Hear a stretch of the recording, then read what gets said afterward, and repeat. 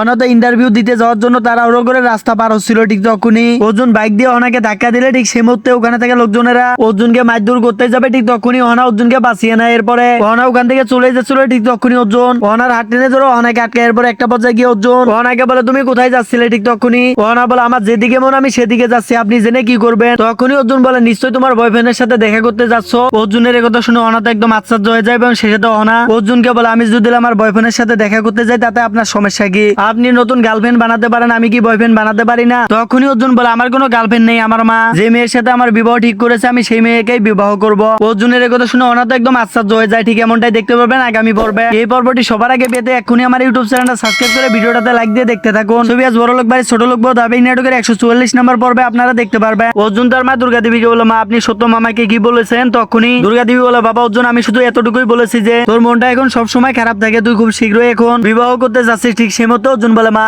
আমি আপনাকে এসব কথা কখন বললাম, আপনিও না। তখনই দুর্গা দেবী বলে বাবা অর্জুন কথা তো একটাই হলো, তুই তো বিবাহ করতে যাচ্ছিলি এজন্য তো আমি মেয়ে দেখে মেয়ের বাবাকে কথা দিয়ে এসেছি যাতে করে তো তাড়াতাড়ি বিবাহটা হয়ে যায়। তখনই অর্জুন বলে মা আপনি যখন এসব কথা বলেছেন তখন ওখানে কে কে ছিল? তখনই দুর্গা দেবী বলে কেন ওখানে ছিল আমি যে মেয়েকে দেখতে গিয়েছিলাম আর তোমার সত্য মামা আর হ্যাঁ ওই কালনাগিনীও ছিল যে এতদিন যাবত এবারই ছোট বৌমা ছিল। তখনই অর্জুন বলে এর মানে মা এই সব কথা অহনা শুনেছে? তখনই দুর্গা দেবী বলে কেন না শুনবে, আমরা কি চুপচাপে আস্তে আস্তে কথা বলেছি যে শুনবে না? নিশ্চয় শুনেছে। তখনই রাইবারি বড় বৌমা বলে মা অহনা সবকিছু চুপচাপ শুধু শুনেছে কিছু বলেনি। তখনই দুর্গা দেবী বলে ও কি বলবে, ওই মেয়ে সত্যদার বাড়িতে থাকতেছে খাবার খাচ্ছে এই সবকিছু কি ওর জন্য যথেষ্ট না? তখনই রাইবারি বড় বৌমা দুর্গা দেবীকে বলে কিন্তু মা অহনা তো একটা চাকরি পাওয়ার অনেক চেষ্টা করতেছে তাই না? তখনই দুর্গা দেবী বলে দেখো বড় বৌমা আমি জানি না ওই মেয়ে কিসের চেষ্টা করতেছে আর আমার কোনো কিছু জানার প্রয়োজন নেই, এসব পর মানুষের বিষয়ে জেনে আমি কি করবো। দুর্গা দেবীর কথা শুনে রাইবারি মেজো বৌমা পারুল দুর্গা দেবীকে বলে মামিমা আপনি অনেকে পর মানুষ বলতেছেন, এত জলদি আপনি অনেকে পর করে দিলেন, অনেকে ভুলে গেলেন। সেই সাথে রাইবারি মেজো বৌমা টোকেনের স্ত্রী দুর্গা দেবীকে বলে বড় মা আপনি যখন অসুস্থ ছিলেন অনায় তখন আপনার খেয়াল রেখেছে, আপনাকে সুস্থ করে তুলেছে, আপনি কি সবকিছু ভুলে গেলেন? তখনই দুর্গা দেবী বলে ও যেমন আমার সেবা করেছে আমিও তেমন ওকে ভালোবাসতাম, ও কোনো অন্যায় করলে ওকে আমি মাফ করে দিতাম, ওর সব কথা শুনতাম। আর ও কি করলো আমার বাড়ি ছেড়ে চলে গেল। আমার ছেলে অর্জুন হয়তো ওকে দুই চারটা কথা শুনিয়েছে এর জন্য কি বাড়ি ছেড়ে চলে যেতে হবে? ওই মেয়ে তো আমার ছেলে অর্জুনকে অনেক কষ্ট দিয়েছে, তোমরা কি সবাই ভুলে যাচ্ছ ওই মেয়ে মিথ্যা কথা বলে এই বাড়ি ছেড়ে চলে গিয়েছে আর ওই মেয়ে আমাদের কাছে মাপ পর্যন্ত চাইনি। ঠিক তখনই দুর্গা দেবীর মেয়ে নীলি দুর্গা দেবীকে বলো মা এখন তো আপনার বাড়ির সবাই হাসি খুশি থাকবে তাই না? তখনই দুর্গা দেবী বলে হ্যাঁ আমি আমার ছেলে অর্জুনের বিবাহ অনেক ধুমধাম করে দিব, তবে এটা সত্য যে আমি যে মেয়েটাকে পছন্দ করেছি এই মেয়ের বাবা মা অনেক গরিব তাই হয়তো বড় অনুষ্ঠান করতে পারবে না, এই জন্য তো আমি অর্জুনের বিবাহ সত্যতার বাড়িতে করাবো। এরপরে বাড়িতে এসে অর্জুনের বিবাহের অনুষ্ঠান অনেক বড় করে করব, যেহেতু মেয়েটার ফ্যামিলির আর্থিক অবস্থা খারাপ, তাছাড়া মেয়েটার বাবাও নেই, এজন্য তো সবকিছু আমাকে দায়িত্ব নিয়ে করতে হবে। তাছাড়া আমার ছেলে অর্জুন ওই কালনাগিনী অহনা মেয়েটাকে ভুলে যে বিবাহ করতেছে এতেই আমি অনেক খুশি, ভগবানের কৃপায় আমি সবকিছু সামলাতে পারবো। এবং এরপর দৃশ্যে আপনারা দেখতে পারবেন সত্য মামা অহনাকে বলে তুমি আর কতদিন একা থাকবে? তখনই অহনা বলে মামা আমি দ্বিতীয়বার যেখানে বিবাহ করবো ওখানেও তো ঝামেলা হতে পারে। তখনই সত্য মামা বলে হ্যাঁ ঝামেলা হতে পারে, তবে একটা কথা ওই পরিবারের মানুষগুলো অনেক ভালো আর ওই ছেলের মা সে তো আরো অনেক ভালো, তুমি তো তাকে দেখলেই বিবাহ করার জন্য রাজি হয়ে যাবে,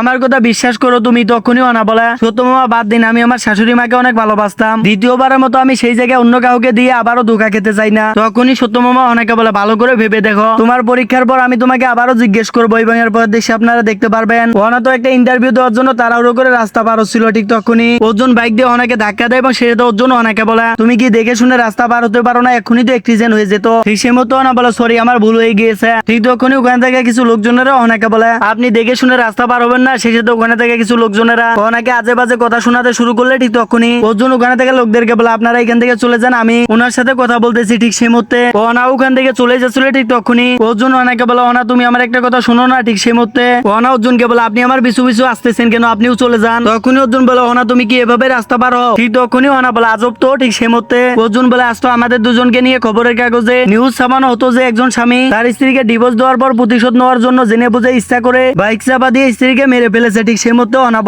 বলে না না আপনি তো এরকম কাজ কখনো করবেন না, কেন না আপনি তো আমাকে বাইক চাপা দিলে আপনি তো বিপদে পড়ে যেতেন, তাছাড়া আপনি তো বিবাহ করতে চলেছেন তাই না? আপনি যদি জেনে বুঝে আমাকে একটিসেন্ট করতেন তাহলে তো এখানে থেকে লোকজনেরা আপনাকে মারধর করতো, সেই সাথে আপনাকে পুলিশের কাছে ধরিয়ে দিত, আপনি তো এমনটা কখনো চাইবেন না তাই না? এরপরে তো একটা পর্যায়ে গিয়ে অর্জুন অনাকে বলে তুমি কি কখনো জানার চেষ্টা করেছো আমার মন কি চায়? তখনই অনা বলে আপনি এখন এসব কথা ছাড়ুন, আমাকে এক্ষুনি যেতে হবে। ঠিক তখনই অর্জুন অনাকে বলে তুমি এখন কোথায় যাচ্ছ? ঠিক সেই মুহূর্তে অনা বলে আমি কোথায় যাচ্ছি তা জেনে আপনি কি করবেন? তখনই অর্জুন অনাকে বলে নিশ্চয়ই নতুন বয়ফ্রেন্ডের সাথে দেখা করতে যাচ্ছ। অর্জুনের এই কথা শুনে অনা তো একদম আশ্চর্য হয়ে যায় এবং সে অনা অর্জুনের প্রতি একদম রেগে যায়। অর্জুনকে বলে আমার বয়ফ্রেন্ডের সাথে আমি দেখা দেখা করতে গেলে আপনার সমস্যা কি? আপনি গার্লফ্রেন্ড বানাতে পারেন, আমি বয়ফ্রেন্ড বানাতে পারি না। তখনই অর্জুন বলে আমার কোনো গার্লফ্রেন্ড নেই, আমার মা একজন মেয়েকে পছন্দ করে আমার বিবাহ ঠিক করেছে, আমি সেই মেয়েকেই বিবাহ করবো। ঠিক তখনই অর্জুনকে বলে আরে বা অনেক ভালো তো, আপনি তো আপনার মায়ের লক্ষ্মী ছেলে, আপনার মতো ছেলে তো এই দুনিয়ায় দ্বিতীয় কাউকে খুঁজে পাওয়া যাবে না, আমি নিশ্চয়ই আপনাকে গিফট দিব। তাছাড়া বিবাহ তো সত্য মামার বাড়িতে হবে, তুমি চাইলে আমাকে দাওয়াত দিতে পারো, আমি নিশ্চয়ই তোমাকে গিফট দিব।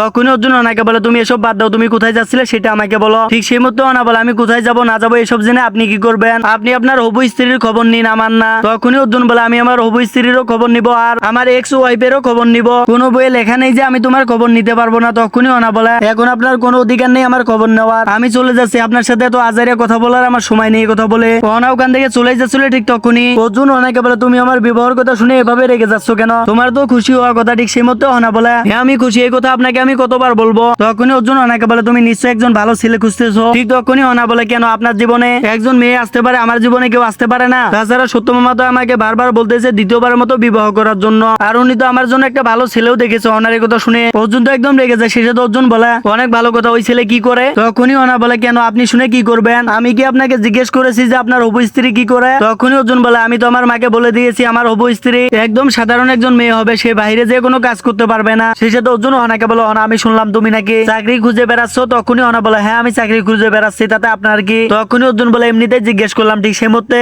ওনা বলে আপনি আমাকে এত কিছু জিজ্ঞেস করতেছেন কেন, তাছাড়া আমি চাকরি না করলে আমাকে সারা জীবন খাওয়াবে কে? তখনই অর্জুন ওনাকে বলে তুমি একদম ঠিক বলেছো, তাছাড়া তুমি তো আমার কাছ থেকে কাবিন নামার টাকাও নেওনি। তখনই ওনা বলে হ্যাঁ নেইনি, যে মানুষটা আমার সাথে থাকবে না, যে মানুষের সাথে আমার কোনো সম্পর্ক নেই, যে আমাকে পছন্দ করে না, সব সময় শুধু অন্য মেয়েকে নিয়ে ভাবে, তার কাছ থেকে আমি কাবিন নামার টাকা নিয়ে এই দুনিয়ায় বাঁচতে চাই না। তাছাড়া আমার নিজের প্রতি আমার নিজের বিশ্বাস আছে, আমি নিশ্চয়ই কিছু না কিছু করবো। ছবি আছে ছিল বড় লোক বাড়ি ছোট লোক বউ ধারাবাহিক নাটকের 144তম এপিসোডে সুন্দর একটি এক্সপ্লেনেশন। তো আপনাদের কাছে এই ভিডিওটি কেমন লাগলো অবশ্যই কমেন্ট করে জানাবেন, এবং সেই সাথে পরবর্তী ভিডিও এক্সপ্লেনেশনটি সবার আগে দেখার জন্য অবশ্যই আমার ইউটিউব চ্যানেলটা সাবস্ক্রাইব করে আমার সাথে থাকবেন। সকলে ভালো থাকবেন, সুস্থ থাকবেন।